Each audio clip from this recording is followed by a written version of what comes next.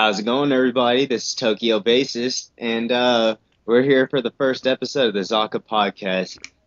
Glad to have you guys around, and I'm gonna go ahead and introduce to you now the co-host and partner in crime, Hito Shura. What's up, guys? Oh, what's up, guys? Man, I came up. People are expecting like fireworks and shit right now, man. You gotta think like WWE caliber or some shit. You know what I'm saying? You gotta fucking Stone Cold it, man. It's all good. Yeah, you guys are in for a real good treat today. We decided the first episode we're gonna talk about a dead genre in gaming called survival horror. For some reason, it's not really prevalent anymore. Yeah, that is unfortunate, isn't it? It is, cause growing up, man, like I started out with Resident Evil 1, like most people have. I remember when I was like eight or nine. I had the director's cut for Resident Evil 1, right? And I popped that into my PlayStation 1, and I'm all excited, like, ooh, I'm gonna see some scary zombies or whatever, right? And I'm like 8, I'm wearing my Power Rangers pajamas. I got my milk and cookies over to the right of me, a little dinner plate or whatever. My dad's all like, ooh, you got you a game, I'll go upstairs, because he had that heavy-ass Greek accent. So I'm playing the game, right? And I'm playing in total darkness. And may I remind the viewers, I was 8 years old. I had some balls at 8. So I pop this in, right? And we're in the hallway, the main corridor. We find Chris's blood. And I go into the hallway, and what do I find? A zombie eating a human. And you just see his head slowly turn around. And back then, those graphics were legit. So that was realistic to me. Now, not so much. But back then, I saw that zombie's, face just turn, and he was just like... And I was like, ah! And I just screamed at the top of my lungs, turned off that system, and went to bed. And you know what the funny part is, man, about that part? Everybody on this planet that played that game the first time died at that part. and the funny part is, here's another thing too.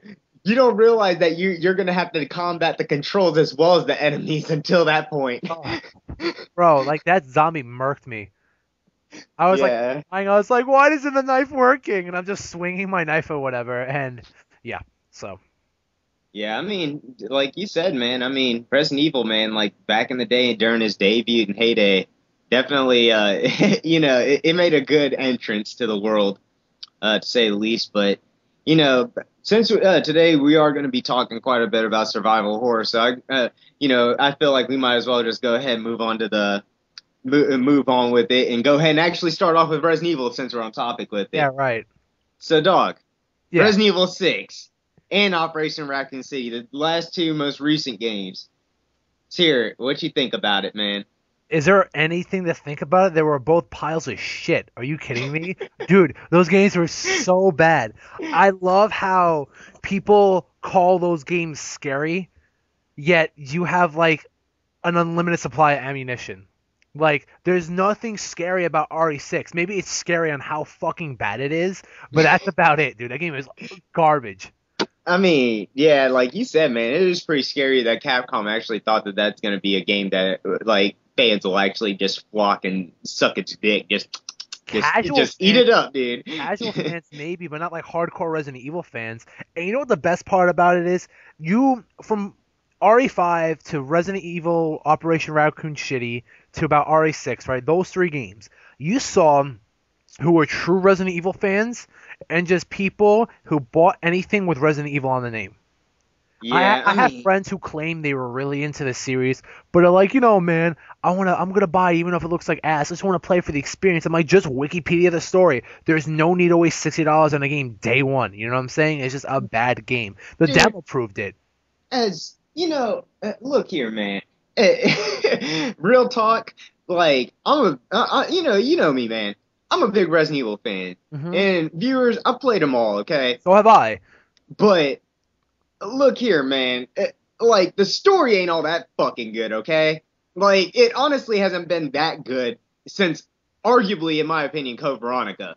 Once 4 came out, I was just like, this is fucking ridiculous. This is fucking ridiculous, man. 4's story wasn't like bad. It was like here's the thing about four. I think that once they bombed, like Raccoon City, and they had the whole thing with Operation, Code Veronica or whatever, and they kind of delved into Wesker.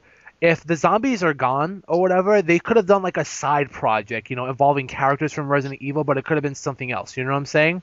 Because certain one of my friends, they argue about, they don't like the genre shift to what Resident Evil, like the direction they took, right? The whole action horror thing or whatever. Well, action, not horror, it's just action, right? They should have just done their own sub-series, like how they did with the Umbrella Chronicles. How those are different games or a different sub-series where it's like, House of the Dead. But then, I don't know, I just don't feel like those games deserve the main RE title as their title. You know what I'm saying? I just don't think they're worthy of it. But then again, people say otherwise.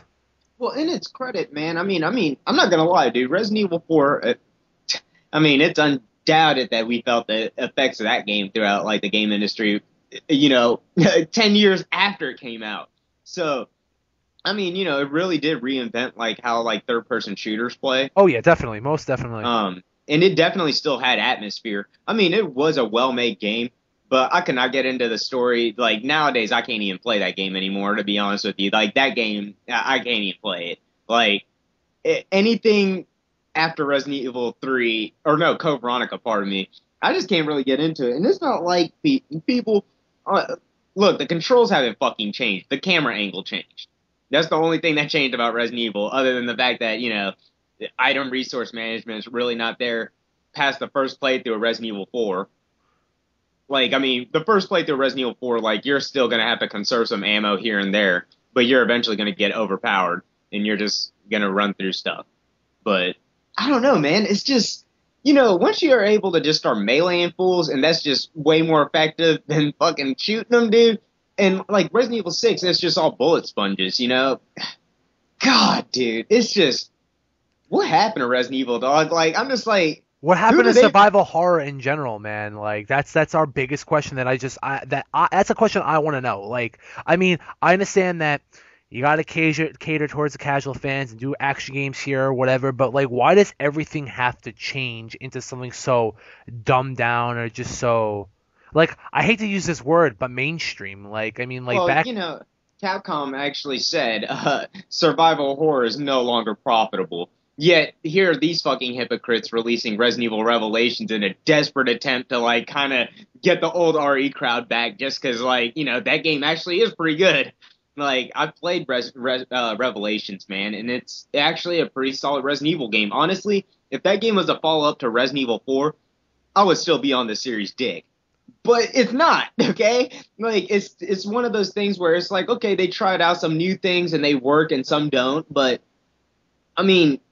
it's too late, man. Like, it really is too late for that series. It's like Silent Hill. They need to just pull the plug because, honestly, and actually, I'll take this back, and we're gonna talk about it later. Silent Hill doesn't need to die. It just needs a reboot. We'll talk about that later. But yeah, man. Like, as far as survival horror goes and it being mainstream, I wouldn't say that they're trying to cater towards an audience with survival horror when it's a niche genre. That's what people are failing to understand. Like, survival horror are one of the many niche genres that we have in gaming.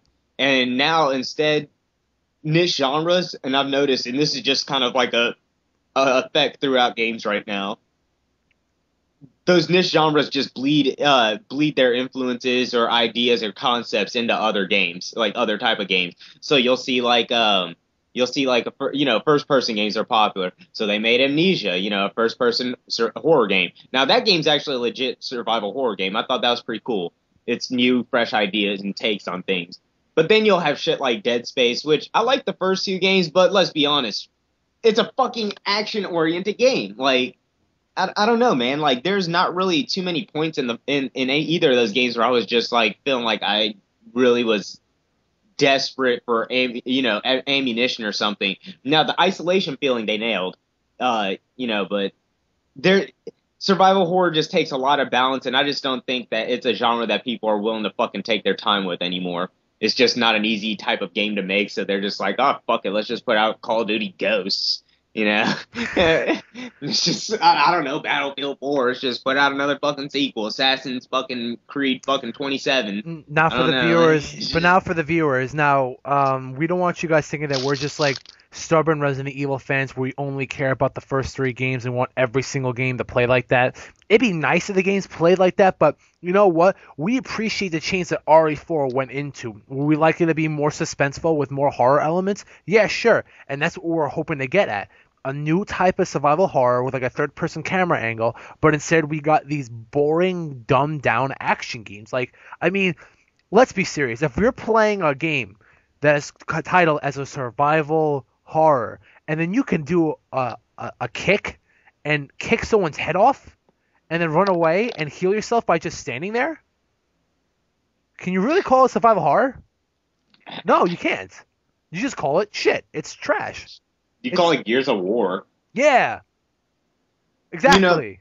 it's fucking sad because like honestly, look here, game industry, Capcom, whoever the fuck needs to hear this. Look here, you need to just understand. Why would you? Okay, if the game prior to you releasing this shit pile you call Resident Evil 5 or 6 and 5 actually, if the games prior to that, you look at the sales of those games, and you'll be like, okay, this is how many fans we got. Take a guesstimate because it's a niche genre, so chances are those sales are gonna be actual fucking fans. With Resident Evil 6, the casual market's way bigger. So obviously the niche fan was probably sitting around like the 1 million, point out of like the 4 some million copies of this game sold.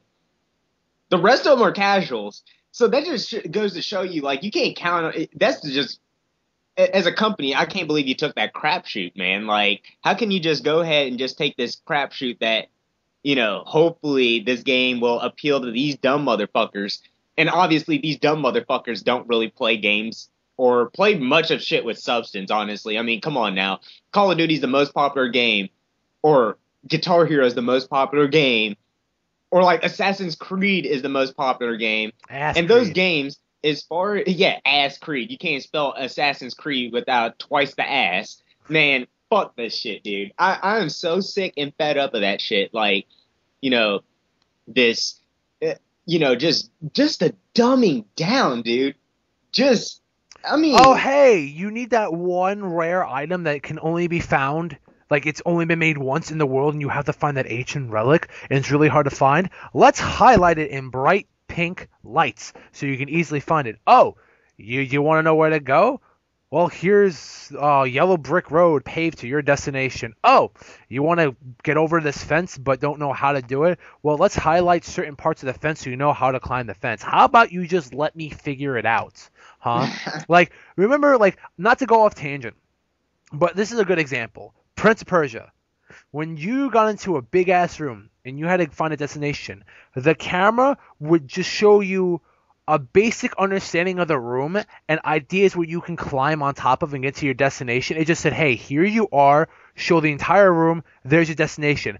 And through that little thing, you had to figure out, what do I have to do to get on here? And then once you're on there, you're like, oh, I can go here, I can go here. Damn, if I go here, I die. Okay, I died. Let me rewind time and try that again. I like figuring stuff out. I hate when everything is like paid spoon for fed, me. It's spoon spoon fed to fed, me. yeah. Now, if you want to spoon feed people, go ahead. Do it's whatever. But give me the option to turn it off, just like Silent Hill Downpour. Downpour gave me the option to turn off highlighted items, and all these destinations and items and stuff like that. I could figure it out myself. So like I'm like, okay, I need an item. Where's the health item? Ooh, I just found a hidden one by just mashing X right over here. Awesome, great. It wasn't pointed out to me. I appreciate stuff like that. And I gotta mention this too, man. No. What's up? I gotta mention this, man. What you just mentioned about how, at least give players the option to turn shit off. Well, a lot of times nowadays they break these games, not, like you said, not to go off tangent, but like Hitman Blood Money, yeah, they said, yeah, just play the higher difficulties. It turns all that fucking shit off, like instinct mode, all that stuff. The thing is, though, you built the game around these functions. So therefore, you built the game for casuals to begin with. So you just fuck the game for anybody that actually wants to play the game on their own terms. Yeah. Like, so like that's also a problem. I feel like there's no workaround with the whole. You either making games for gamers or you're making it to fucking make money, dude. You got to take your pick at this point. That's what I say. Either you're gonna make a game for gamers or you're gonna fucking make a game to make some money. Like, because honestly, and it wouldn't piss me off as much as if they weren't using games like Resident Evil, Silent Hill, games that actually mean something to me on a sentimental level, And it's just like, okay, now you're just using this name to just push another product out. It's just like, come on, dude. Yeah. I mean, and the thing is, too, more recent years, we haven't even seen, like, consistency even with that. At least at the very least, I feel like we can ask for a little bit of gameplay consistency or even just the game for fucking working, okay? Like, I mean, Resident Evil 6 or Resident Evil 5 introduced the co-op thing, but, like, the inventory shit was broken. Resident Evil 6 was just like, you know what? Fuck anything that worked in Resident Evil 6. We're going to break the camera. We're going to break the controls. We're going to break the aiming. The AI's smarter, though, finally. Your partner AI will actually help you up. It's like, don't take 3 steps back and 1 step forward. I don't know, man. Sorry. Tangent off.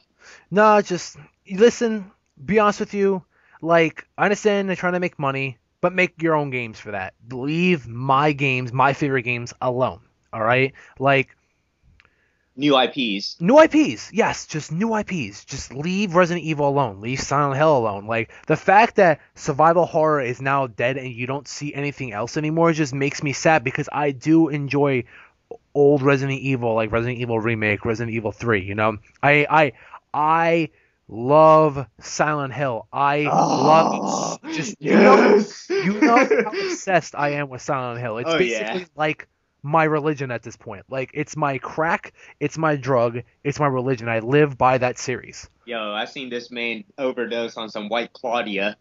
Yeah, seriously. Like, I mean, like, it's to the point where I speedrun these games in like an hour and a half, maybe. Like, I love Silent Hill. I love the lore. I love the stories. I love the characters. I love everything about that series.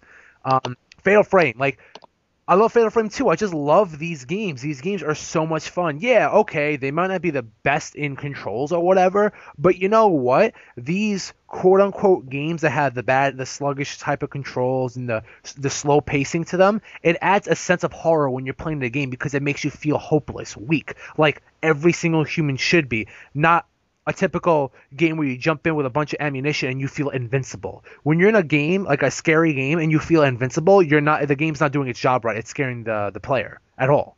Yeah. You know what I'm saying, like, for example, Fatal Frame. You are always in that first-person perspective when you had the camera out, fighting your ghosts or whatever. When you're walking and you see these ghosts pass by and they're trying to hurt you, and then you're in that first-person perspective, and the only thing you could see in front of you is straight, limiting your view, like, your view. It's limiting your view. So now you can't see what's to the right, left, or behind you because of it unless you have to turn. That adds horror to it. It makes you feel hopeless because you can only see in one direction. Yeah, absolutely. Silent Hill. The fact that the fog is in the town and like you're out in the streets and you hear the radio where the enemy, there's an enemy nearby, but you can't see them and they could just pop out at any moment. It makes you feel helpless. That adds a sense of horror.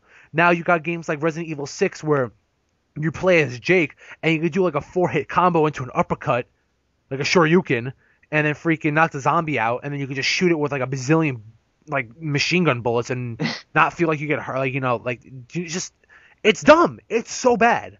Like, it's funny that you mentioned controls being a big thing. Like, I've heard you just mentioned controls so much, and honestly, I don't think you have to have awkward control scheme. Yes, it adds a certain dimension to the game if it adds to it. It shouldn't be like one of those arbitrary things. Because I felt like in the 90s they tended to do that a lot. Like they were just like, fuck it, tank controls. That's the easiest way to make like a cinematic experience. But like only games like Silent Hill, Resident Evil, and stuff really understood why they did it. Yeah, exactly. But on the other hand, I really do. I have a lot of hope for survival horror as a genre. I mean, with the technology we have today, I feel like you can make some pretty fucking intense games, dude. And like The Evil Within, for example, which we'll get to later. you know, me and you've talked about Resident Evil 4 and, like how it lacks horror, but has the atmosphere. But, the horror, like you said, comes from the fact that you can't see behind you. Yeah. And I feel like if games played more on that, I think you can make some pretty interesting stuff out of it. I don't know, man. I don't feel like I feel like gamers are kind of, they call us an entire entitled gamers, like the '90s generation. It seems like we get kind of singled out for being entitled, elitist, or whatever you want to call, whatever the fucking internet wants to say about us. But you know, more than anything, I feel like we just played enough to actually give fair criticism. And the newer gen, dude, it's just they don't understand. Like, not every game should have like the same sensibilities as like every Gears of War or Call of Duty, where you can get like all this kind of freedom, or not every single rule. That those games don't write the fucking rules. The games themselves should. Mm-hmm. you know like, I mean, like, and that's the, I mean, shit, I love first person shooters, and not, but I mean, not every game needs to be like fucking, like I said, the top three mainstream shooters.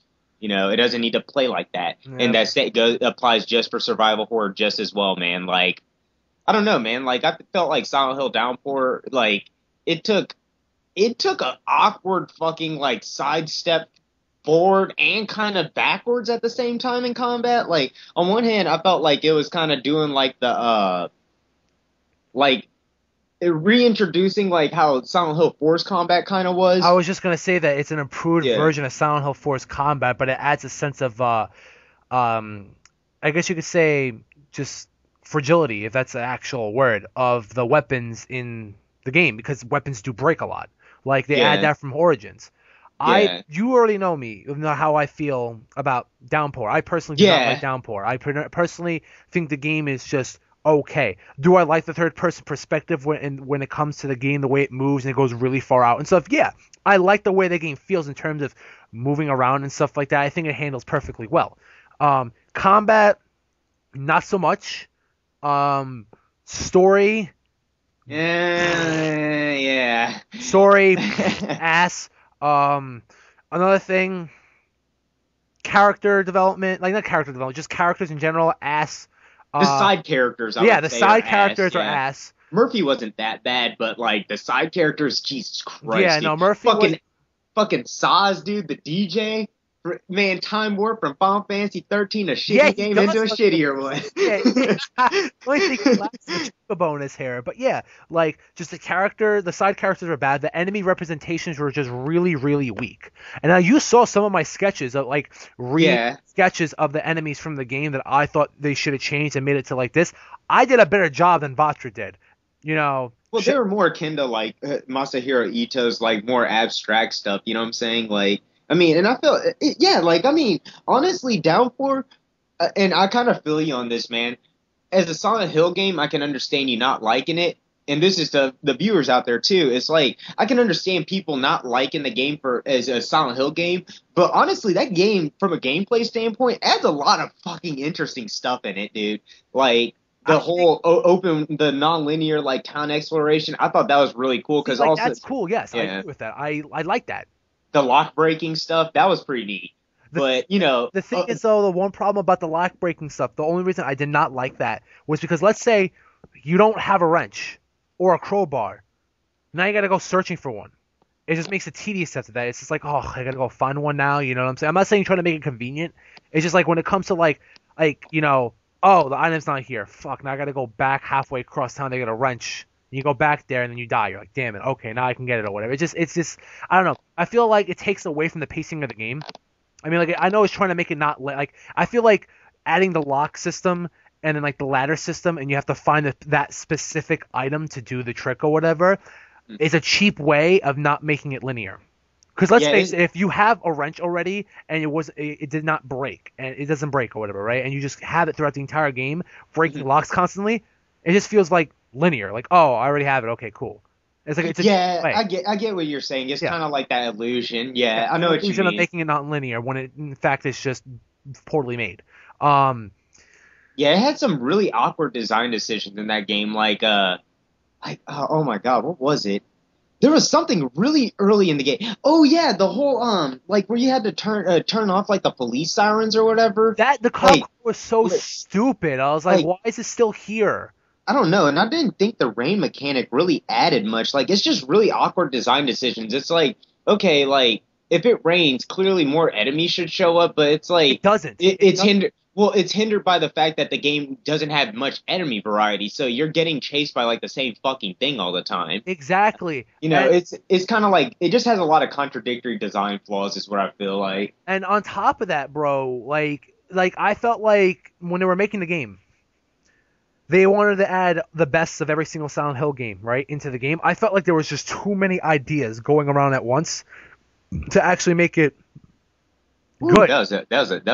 That was a chunky one. Yeah, it was really chunky. That was dinner That was right a there. gnarly one, dude. It was Yeah. No, but like I felt like there was too much like good ideas to like make it work. It's just too much of a good thing isn't always a good thing. Because like like I said, I'm a big fan of some Silent Hill or whatever, and like for the viewers out there, I'm an art major. I'm a studio art major. I appreciate the game design, game art, graphics. Although graphics aren't the most important thing in the world.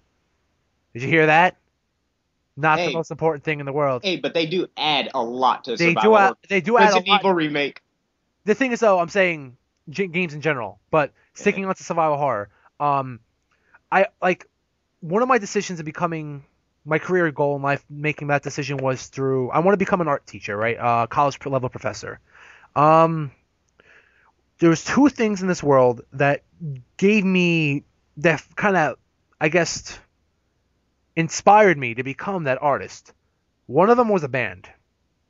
The other was Silent Hill. And it's the artwork of Masahiro Ito's like level design, enemy design. It's so grotesque, but it's done so beautifully. It's macabre. I'm a macabre artist. It's so grotesque, but it's done so beautifully.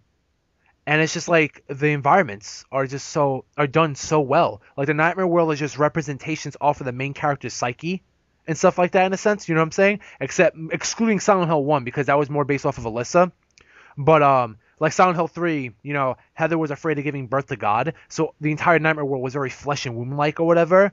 And Silent Hill Lots of sexual imagery too. A lot of sexual imagery. Silent Hill Downpour, Murphy's afraid of water, so you saw a lot of blues with water in the Nightmare World and a lot of pipes and stuff like that, stuff that water travels through, as we all know, because plumbing, whatever.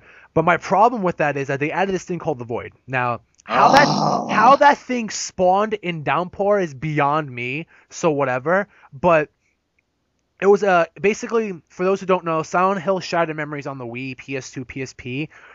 It was a different take on Silent Hill. It was more of a running away type of game, running away from these monsters. It had a very clock tower type of feel where you run away from these monsters and you're very helpless and you can't really fight them off.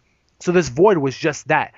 It was a chase sequence. But 75% of the game's Nightmare World was the Void. So anytime you wanted to explore the Nightmare World, it made it extremely linear and you're forced just to run away from this thing. And then when you got by it was pretty much the end of the Nightmare World and it was over. And I was just like, there goes my enjoyment of game design and art design. And it's weird that you mentioned that because honestly, in retrospect, after playing that game several times, I found that really jarring. Like, I was like, man, the coolest looking fucking areas are like the parts when you're getting chased by the Void and it's like you don't have time to stop.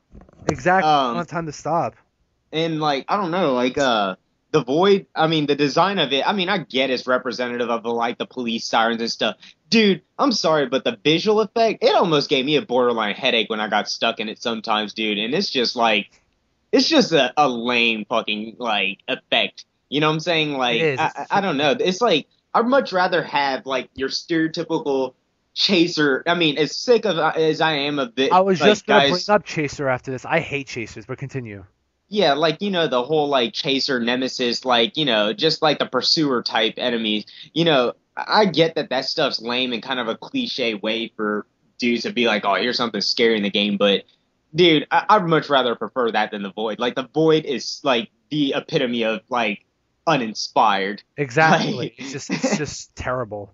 Like I don't know, and like you said, man, not being able to actually explore like the other world past like literally the first level in that game. Like the first level is like literally the only level where you The actually first and explore it, last, yeah. and Here's like it's not even that long. It's like literally turn a valve. Okay, boy showed up. Yeah, damn, then now the level's over. But like with Downpour, I felt like it's when it was like in the process of being made, game design wise, like how it would handle how the game would play out.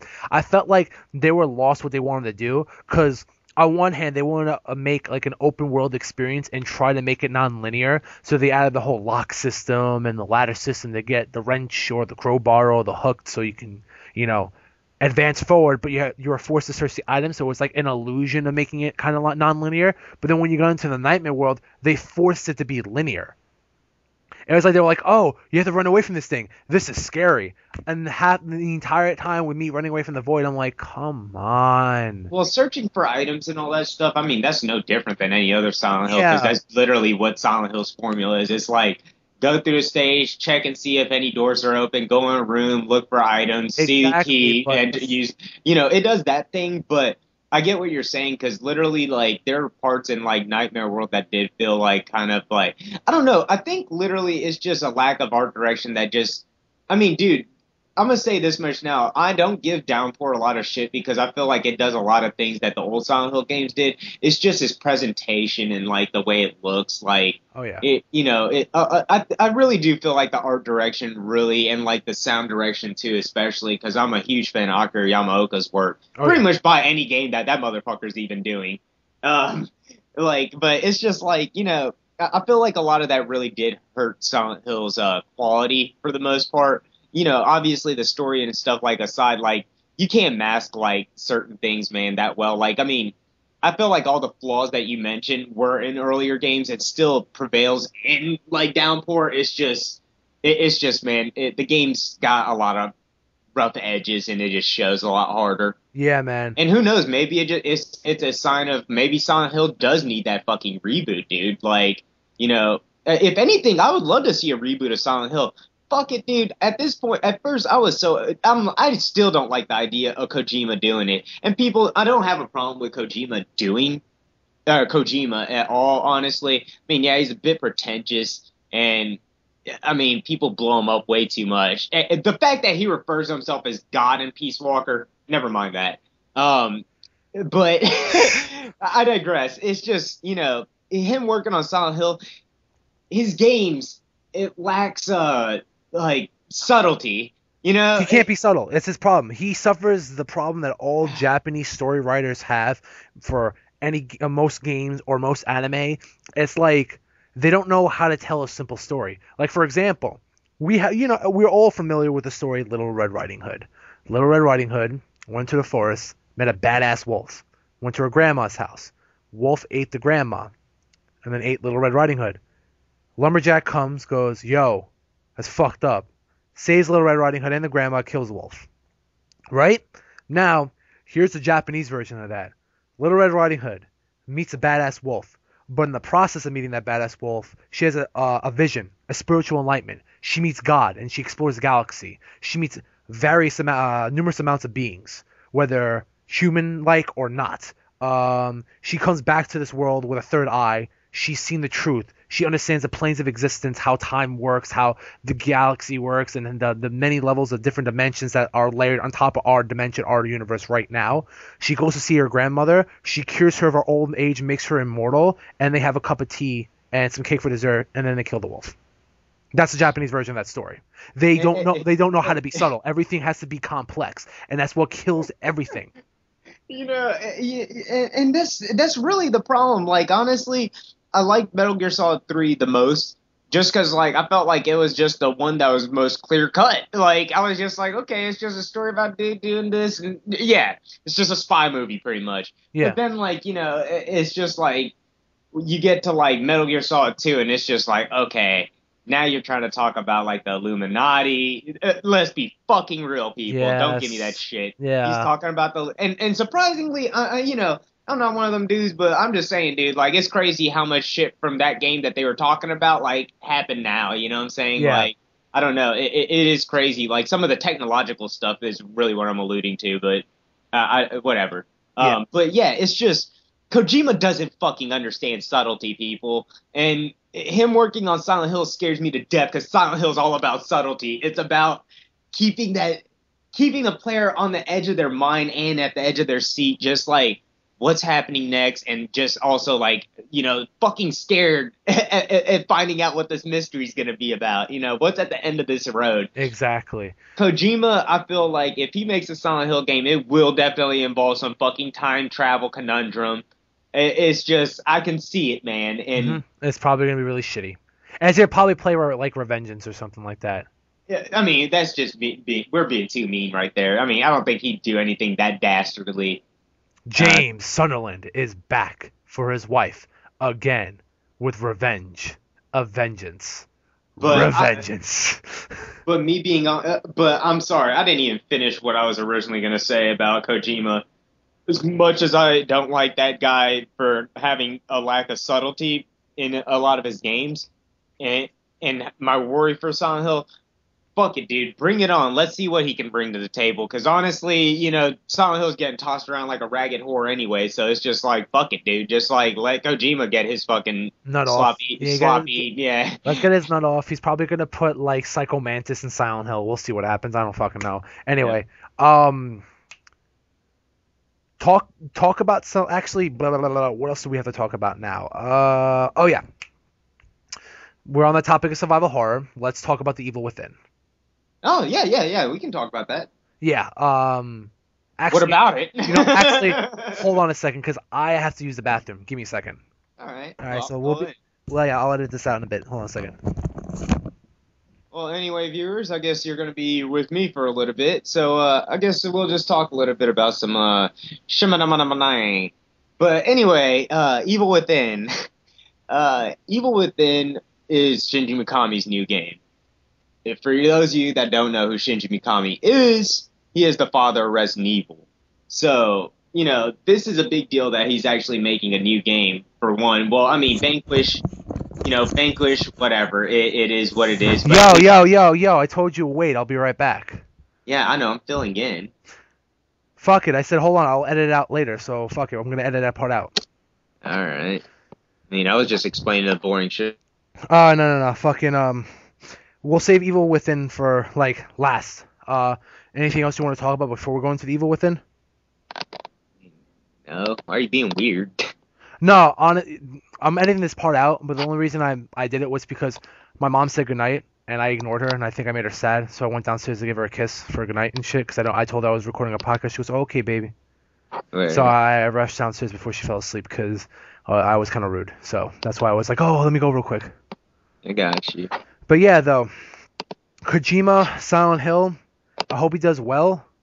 I'm not a fan of his storyline, storytelling. Like, I mean, I like Metal Gear Solid. Don't get me wrong. Do I think it's the best game in the world? Absolutely not. Metal Gear Solid 3 is really good, but it's not the best game series in the world. But I don't have, Kojima can do what he wants. It's just, if he fucks this up, then there's no hope for Silent Hill. Honestly. Because, let's face it, Double Helix Games fucked up Homecoming, Vatra fucked up Downpour, and Kojima Studios is probably going to fuck up Silent Hill, whatever the hell it's called. 6, 7, Hideo Kojima's Adventures, whatever, I don't fucking know. Yeah. Fucking, you've heard my 2 cents about... Yeah, that's whatever. But speaking of survival horrors that haven't been really doing well, or just being just not coming around, why haven't we gotten Fatal Frame 4? Or and why are we not getting the Fatal Frame 2 remake? What's up with Tecmo? Shit. As much as I'd like that Fatal Frame remake, dude, screw it, dude. Give me some Fatal Frame 4, dude. Bring that bad motherfucker over here. Hell yeah, dude. Nintendo, get on it, man. It's too late now. The game's been out for God knows how long, but I was waiting forever for Fatal Frame 4, and then someone started this internet rumor saying it was going to come to America, and bro, I was happier. I was so happy. I was happier than a fucking Girl Scout just selling all her Girl Scout cookies and getting that bike she's always wanted. I was just like, ooh, Fatal Frame 4, I can't wait. was a rumor. I was lied to. I was tight, bro. I was super tight. We never got it. I don't know what the reasons were. I don't know if Nintendo wanted to bring it over here. Maybe they didn't see it as profitable as it should have been. Although, like we were talking about before, people shouldn't have such high expectations for such a niche genre. But I digress on that. No, don't digress on it, because honestly, man, fuck that, dude. It's the I don't reason why understand. Fatal Frame died in America because it's just they didn't want to publish it over here because it's niche. But so who cares? Well, no, dude, it's just a double standard in the industry to fucking rate like. I mean, I guess it's kind of flattering that I guess you could say I actually have good taste in games because you guys motherfucking have to put it on a double standard and shit. Yeah. But on the other hand, that's bullshit, dude. How come survival horror games or even stealth games or even shmups or basically any niche genre gets put on like this fucking pedestal of like expectations, dude? Like, I mean, dude, like those games do take time to make. Obviously, they're not Call of Duty. Like, you don't see Silent Hill coming out annually, but at the same time, it's like, dude, they're just video games, just like any other one on the shelf. Like, I mean, there's gonna be good ones, there's gonna be bad ones. I mean, hell, even during PS1, PS2 era, we saw our fair share of good survival horror games and bad ones. Rule of Rose, anybody? Shut the fuck up. I wasted so much time on that game, man. Like, that game was so bad. There was bad ones and there's good ones. I mean, it's just the nature of things, but somehow or another, these games get put on this ridiculous expectation, man. Like, And that's why games fail, and that's why we don't see good games here anymore. I mean, it is wild to think that Resident Evil 6 apparently is like the highest selling Resident Evil game ever made, and it still wasn't enough. Like, they said that game couldn't even break even.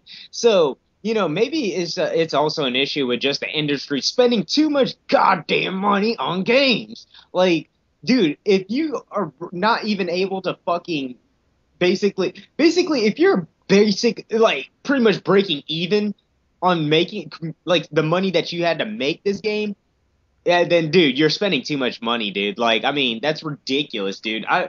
Over the top cutscenes, unnecessary cutscenes, all that shit.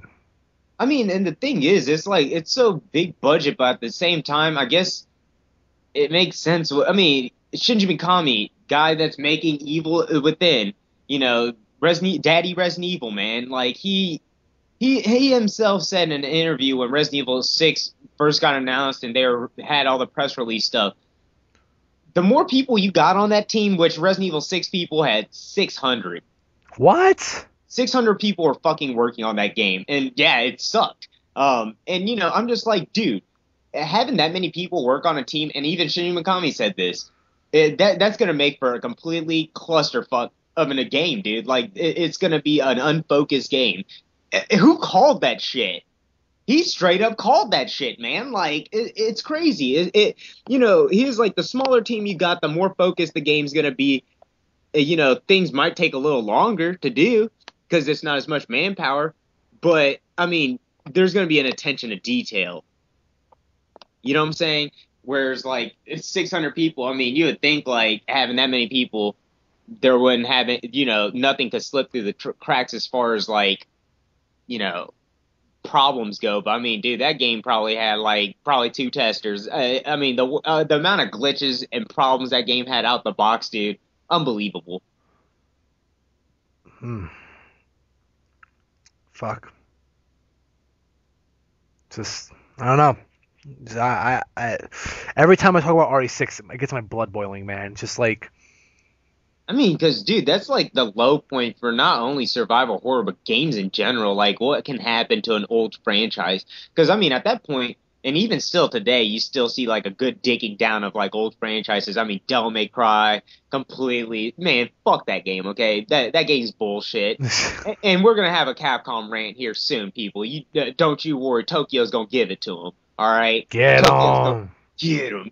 Shit, man, I'm telling you, dude. Like, Devil May Cry, Resident Evil. I mean, shit, dude. It scares me because there's franchises that just came out, just started this generation, that are already bad. Assassin's Creed 1 was an ambitious looking game. yeah, the first game wasn't fucking perfect by any means, but it was the first game and it was a new IP at the time. Mm-hmm. Second game sucks, and so on and so forth. Yep. Dead Space 1, excellent game. Perfect. I Almost wouldn't perfect. say perfect. Almost. It had Sorry. flaws. I take it back. Almost perfect. It was a hell of a grand entrance. Oh, And, and 2, it improved on things. But, dude, then you get rid of the scares. And I'm just like, okay, well, you're... And then 3 comes along, I'm just like, you're a fucking sellout. What? Get out of my face. Get out of my face. Like, you're a sellout. You're a sellout. Just, man.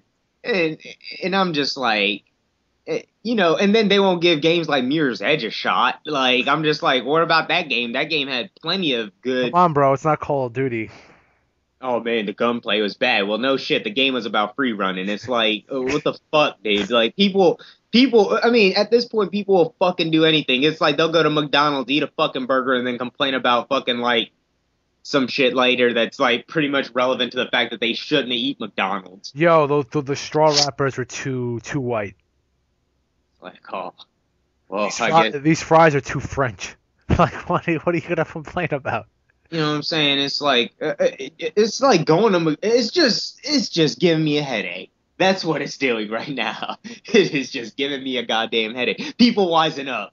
And if you are with me on this, people being fucking stupid all the time, get them to wise up. And not even just that, dude. Like, I mean, you don't have to make like a straightforward like survival horror. I mean, you can be ambitious with it. Like I was saying before, you could make like an action horror game, but still make it, make it horrific, do things. I mean, look at Siren. I mean, it wasn't the greatest game in the world, but it certainly was ambitious. It was the first of its kind. It was a survival horror stealth game. I mean, it had bad controls. The voice acting was pretty bad. But when you got caught, you were fucked. There was that sense of fear because you had to hide from these creepy ass people that were like basically cursed from their town, the blood and the ritual, and I was watching it and I was just so like into it and I didn't focus on the story. I was just like, yo, these things look so creepy. And the fact that, your heart is beating every time, like you do the whole see through the eyes enemy thing. I don't know what it's called. Yeah, sight jacking. Sight jacking, that's the term. The sight jacking thing. And then you would see yourself as the sparkle and you're like 10 feet away from the enemy and he's walking by you. You get so scared, like, oh shit, if I get caught, I have like a napkin. I can't fend myself. What can I do with a napkin? Like it's just so scary. Yeah, and it had a lot of scenarios, too, like how things played out, like based on what character survived their scenario and such. I thought it was pretty cool. I mean, it was a hell of a lot more in-depth than the way that Heavy Rain fucking dealt with it. And, I agree with you, man. Siren was an interesting game. And I know you said you had a grievance with the bad controls and stuff. I've said this to you before, man. I highly recommend playing Blood Curse, man. I don't know if the physical copy's still in print, but you if can get it. If it's not, I don't care. I'll import it. I don't care. It's the European version. I can play it on my system and. No, I'm saying it's out of print. Period. No, I'm saying it's going to be rare. It's going to probably be like $70. I don't care about spending the money. You know what I'm saying? If I'm going to play it, I want a physical copy in my room because I'm a collector. I don't like for the audience, for the people who are viewing the podcast, I'm a gamer who, if there's a DLC copy and a physical copy, but the physical copy is hard to get, I'll go out of my way to get it. Just because I like owning the game. If there's only a DLC copy of the game, then I'll get the DLC because that's my only option at that point, but I like physically owning the game. I have a library of games in my room, so. Yeah, I mean, I'm over here, thinking about what games I got, the physical only. Under Defeat HD. I remember they had that at Amazon. Yeah. So, yeah, I mean, you can be ambitious and be different and still maintain the elements of horror and still be called a survival horror. It doesn't necessarily have to shift genres and then you label it as such. So, but yeah, now since we were talking about, action horrors, we have Shinji Mikami's new game coming out called The Evil Within. And, now for people who don't know Tokyo, he's the type of guy when he does research, he goes hard. And this guy knows a little bit about the game. So if you want to talk about what's up with the game, Oh, by yeah, all sure. means, go ahead. Yeah, sure. Let's see. Well, like I said before, it's made by Shinji Mikami, Granddaddy Resident Evil, man, or Daddy Resident Evil, whatever you want to call him. Papa. Yeah, yeah, Papa. Papa. Well, my main gangster over there at Tango Gameworks, man, he came out with this. He made this announcement a while back. You guys might know it as Project Zwei or something like that. Well, he came out and he was like, "This is called the Evil Within here in the States and in Western territories, and Psycho Break in Japan." And we're just thinking, what the fuck is that? Dude, he drops the bomb, dude. It's like a true, honest-to-God survival horror game. And in this game, a couple of the gimmicks that's going to be in this game, combat is going to be pretty similar to how Resident Evil 4 played. Mm-hmm. But it's going to be an improved version of it, obviously. So you can move while you shoot, obviously, right? Yeah. Okay, cool. Exactly. He learned some things. Yeah. But, he said, there's going to be only practical weapons. So you're not going to see fucking heavy machine guns, rocket launcher, all that bullshit. It's going to be like hand axes, knives, yes, crowbars, pistols. And more interesting enough, he said you'll be one of the big gimmicks of the game, special unique feature is traps. You lay traps on enemies. And one of the things cool. that yeah, I know, right? Dude, that's so cool. Like that reminds me of the Deception series on PS1 going into Trapped on PS2. Like those whole games that were based on setting booby traps for your own enemies and stuff like that. Like, that's actually pretty dope. Yeah, like one of the ones that he actually confirmed was the nail bomb, I believe. It was like you can put it under like a window seal. As they walk by, it'll like fucking blow up, or if they're trying to come through the window or something, you could. Apparently, there might be parts where you can board up shit, so like you can actually aim at one window or door or something, so you don't have to worry about the barricaded door, stuff like that. I thought this pretty cool, man. Like, there's gonna be a lot of dynamic stuff. He's kind of hinting. It seemed like he was kind of hinting at the fact that the environment might shift and change based on like how you play the game, really, or like things you do in the game. I don't know. I've been wanting a horror game to actually kind of live up to that fucking word, but we'll see. The closest game I've seen do it was Eternal Darkness, but I digress. That was a great game. Not to go off topic on Evil Within. The Eternal Darkness was such a good game. Yeah, absolutely, man. And to say the least, one of the cool things too about Evil Within was like they were saying, it takes place like modern day. You're playing a detective. Obviously, the only reason he said you'd be playing a detective would be because, to give this, to make sense of why he can fight back, basically. Yeah. So he's using a little bit of logic there. Not trying to be derivative, but yeah. It's going to be single player the whole time. One interesting thing is, and actually my only fear of the game, and it's not about the game itself, it runs on ID Tech 5. Means that the graphics are going to look great. And it's cross-gen, by the way, so it means that you can play it on pretty much any console that you own right now, or going into the next generation of games. All right. So that's a good thing. You can keep what you got or have something to play when you get your new system. But back to ID Tech 5, that's what Rage runs on. Now, that's a good and bad thing. The game looks good when you're fucking sitting still, okay? Like, there's screen tearing out the ass when you're fucking playing that game with any kind of movement going on. So it's like, I don't know, man. Like, they said that they really modified this engine for this game, but like, I mean, we'll see. I hope that they MacGyvered it really hard because I'm pretty sure that, I mean, not to sound negative, but the PS4 and the shitty 2.0 is probably going to run better on those systems than the PS3 and the 3 shitty. Like, it's probably going to be running better on those systems in general. Like, what, on the 360? No. Like, you know how there's always, like, when the next gen, like, the current gen systems came out, they had, like, Marvel Ultimate Alliance for PS2 and PS3. I mean, it's not going to be that much of a substantial difference, but I think the PS4 version, the Xbox 720 version, is going to handle a bit better in terms of the engine, graphics, and controls than the current gen systems are. Just because they have more hardware and shit. You know what I'm saying? I could see where you're coming from. The only thing that kind of disapproves that is that they've already said, like, the only difference with these next systems is they're not even going to be running at at 60 frames per second for all games anyway. Like all they're just gonna be running at native 1080p. So I'm just like, that's the big fucking difference. Like, come on, man.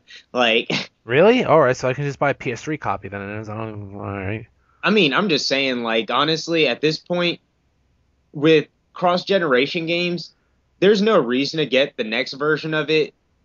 I don't know.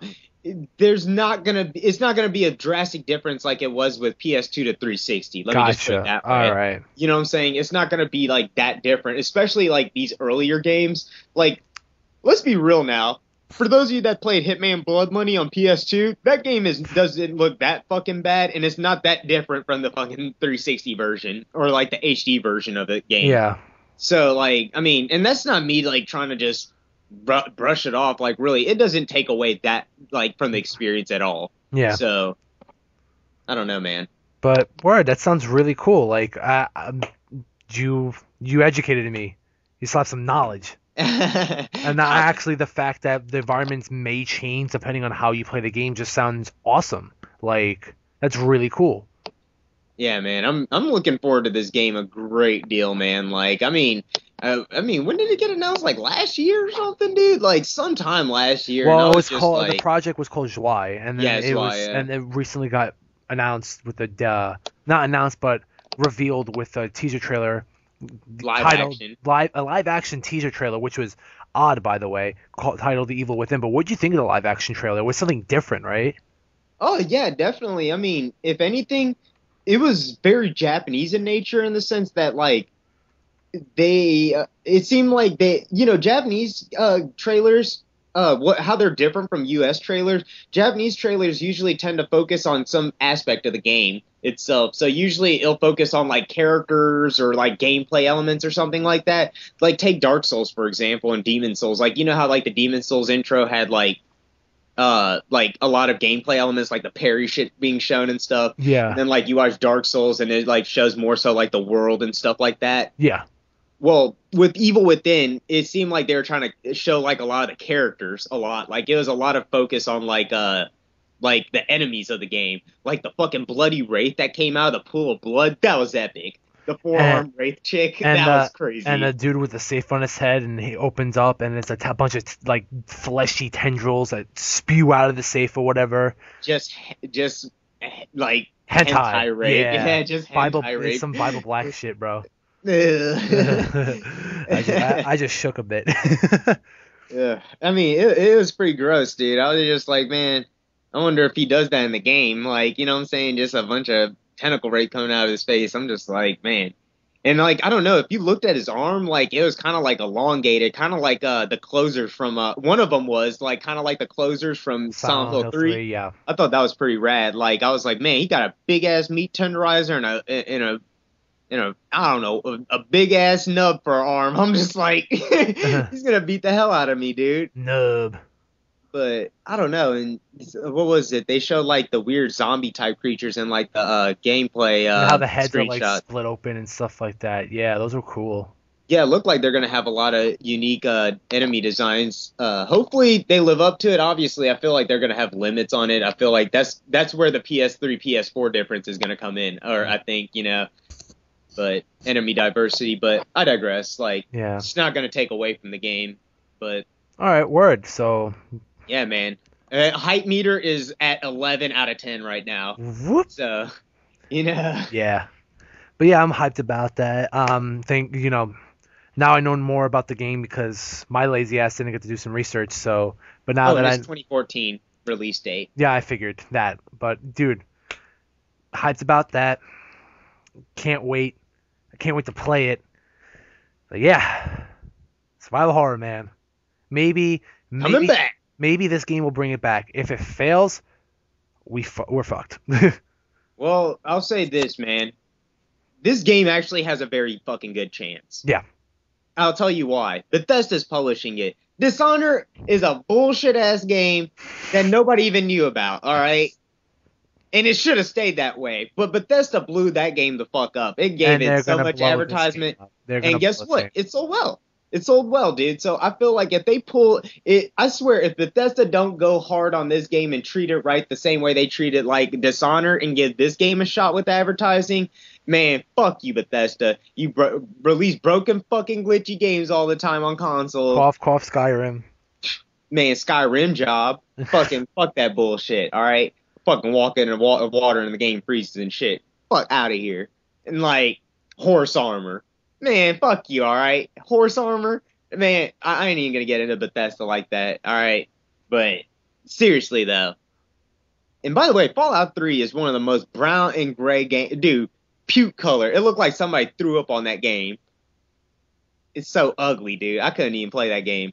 But I digress. I just had to throw my face on that game for a second. The way you said it, you're just like, so ugly. It's just an ugly fucking game. It looks like somebody vomited on it, dude. It's just wow. Mm-hmm. But you know, a game also made me vomit, man. Rule of Rose.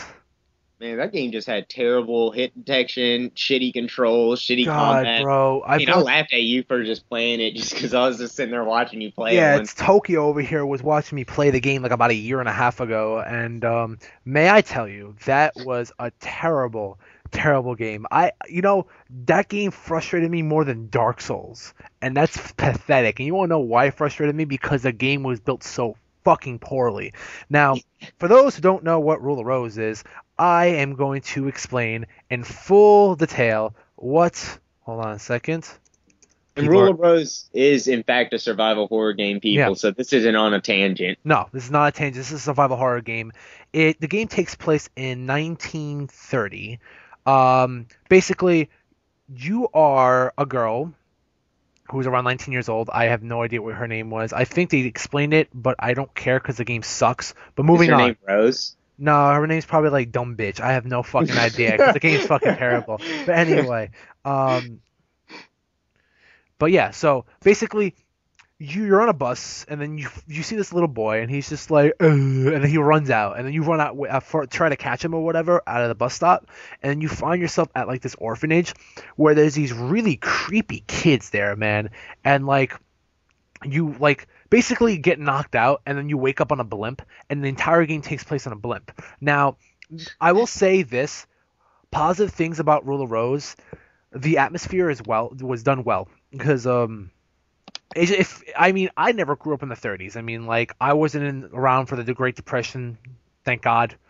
But, like, when I see images of the 30s and I hear music from the 30s, I feel like that's how Rule of Rose was done. Like, when I'm in Rule of Rose, I feel like I'm in the images I've been seeing or the music that I'm hearing because everything's so old school.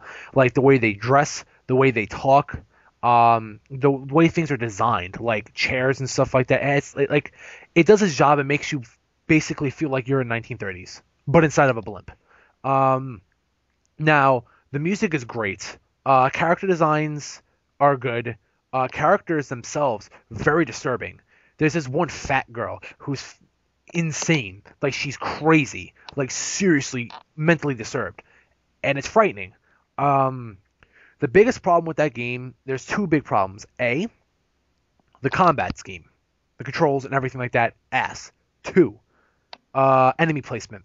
Now, with the combat, the problem with this game is when you're fighting the enemies, not saying that you have to go around smashing every enemy up, but when you decide to fight an enemy you encounter, there'll be times where the hit detection will just not work, and your weapon will go through the opponent, and they won't take any damage. Now, in the beginning, you don't really run into that many, enemies, so it's not really a problem. But like when you're fighting bosses, or like later on when you're fighting large groups of enemies and you're forced to fight them, you take a lot of damage from this shitty game's design. The fact like I'll be hitting a boss and I'll get like a 4-hit combo, not a combo, but I'll be like 1, 2, 3, 4, and hits 1 and 3 only go off. That's very frustrating. And then he'll be like, oh. The 4th hit didn't go off, so I'm at a hit stun. I'm gonna bite you. Ow! There goes half my health. You know what I'm saying? Like, that's retarded. You do get a Labrador Retriever as a companion. His name's Brown. Oh, and the girl's name's Jenifer. I just remembered. But we'll refer to her as Dumb Bitch because she's dumb. But you get a canine companion, very similar to like Haunting Ground, where you had Huey as your canine companion. But he Yeah. does help you find items and stuff like that. He can attack enemies, like knock them down and stuff like that. He's a good dog. Now, in terms of enemy placements, like you'll have like Resident Evil style corridors where like they're very narrow, long, whatever, right? But then it'll just Yeah. plop down like 20 enemies, and they'll be like back to back. And then this whole point of survival horror is to avoid combat as much as possible, fight when you have to, and if you can avoid running away from enemies, to do so. I think I know. Remember what part you're talking about? Isn't it like this weird like area with a wooden floor? Yes. Yeah, that Yeah. part. You were in that part for fucking ever, dude. People, you don't understand. I was watching this dude play this game for like 2 hours straight, and he was still in the same fucking area. I was like, dude, this game is balls, and he's just like beating things with a shovel like children or some shit. I'm just like, what?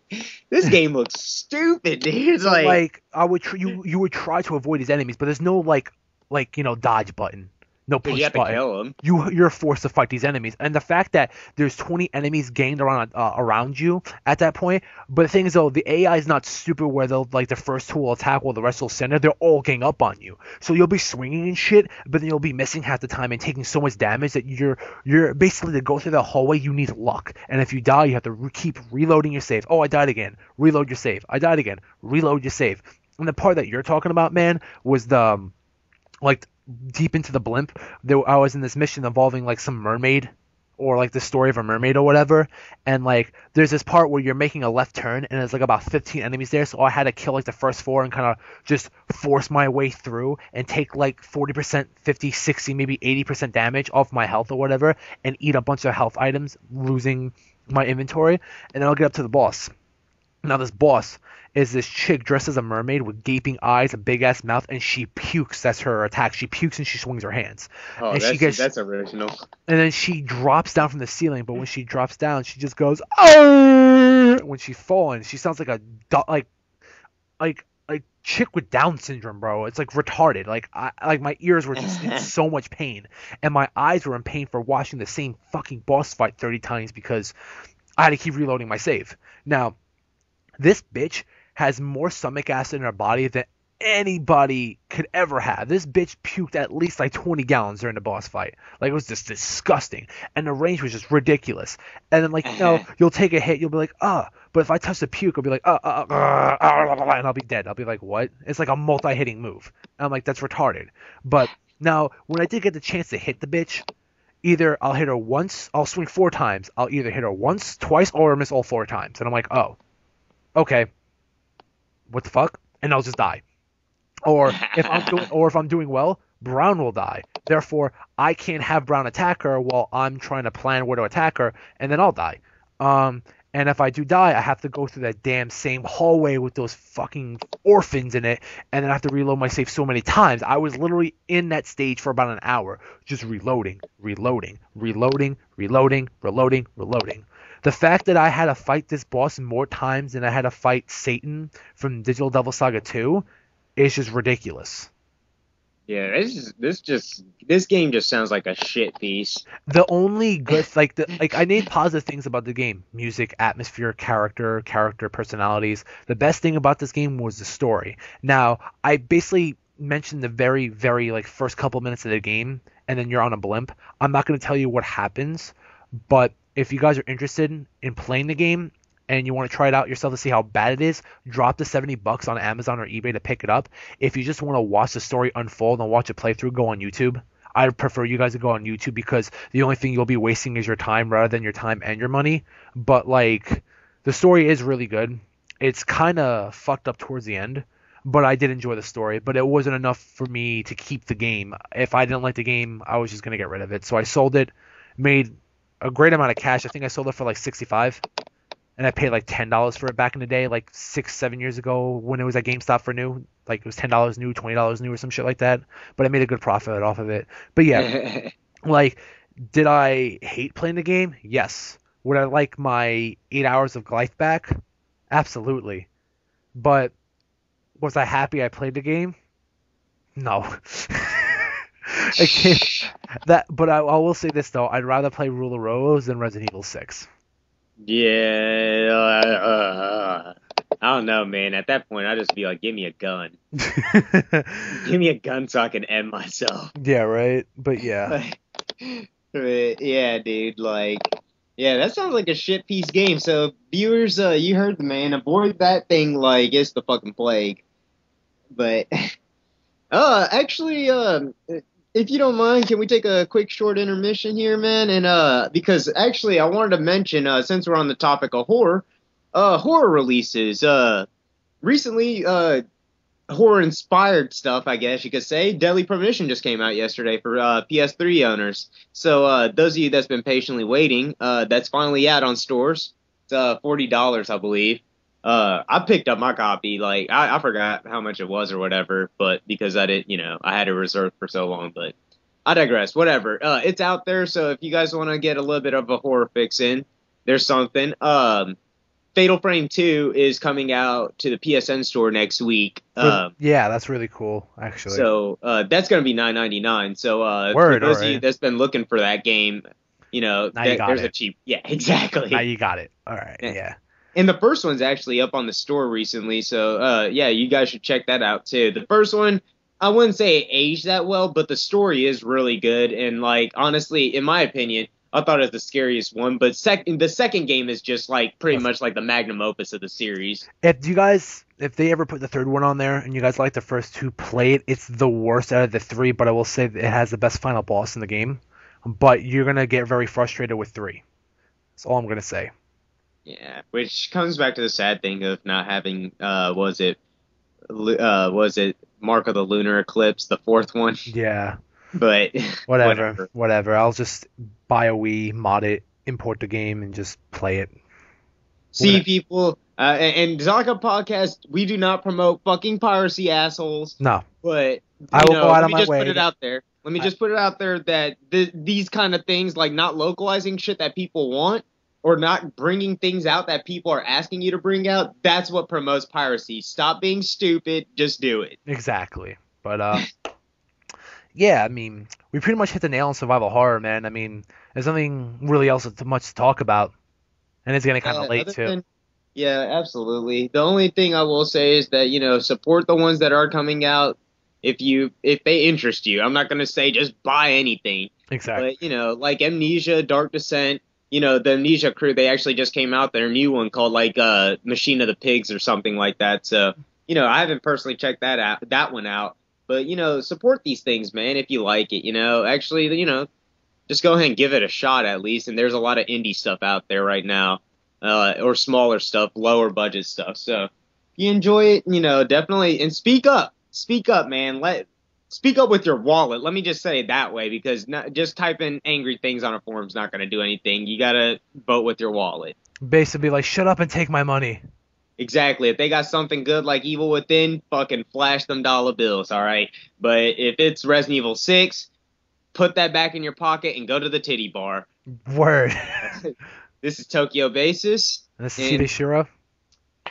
Peace out. Later, guys.